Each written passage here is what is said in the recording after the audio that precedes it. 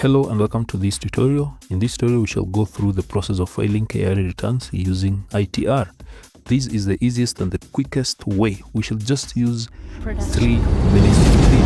Very fast, head to the website itax.kra.go.ke.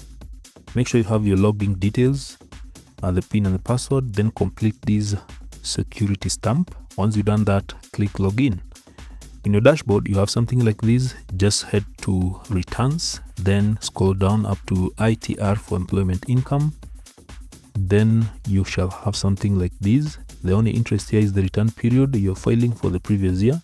So you're filing from 1st January 2024 to 31st December 2024.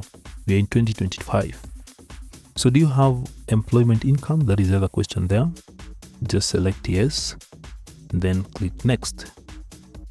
You have these sections.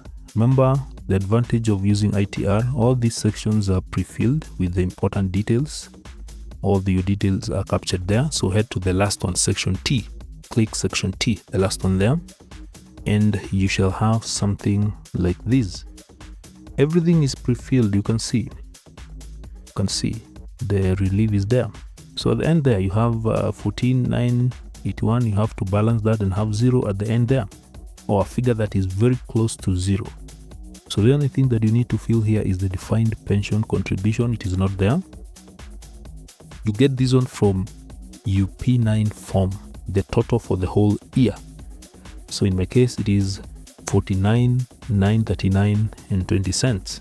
That is the only figure. All the other details, don't worry about them. So you can see now I have a negative below there.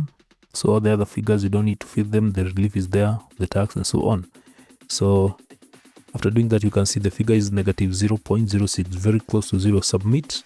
And once you click submit, there's an error you can see here. Fill these bank details and branch. In my case, there's this error. Doesn't need to be on your side.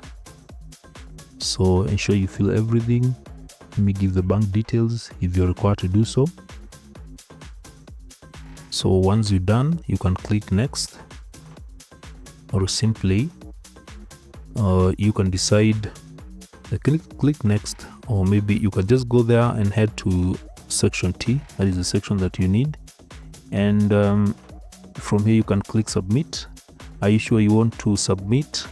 Yes, and then you'll be provided with the download the receipt here.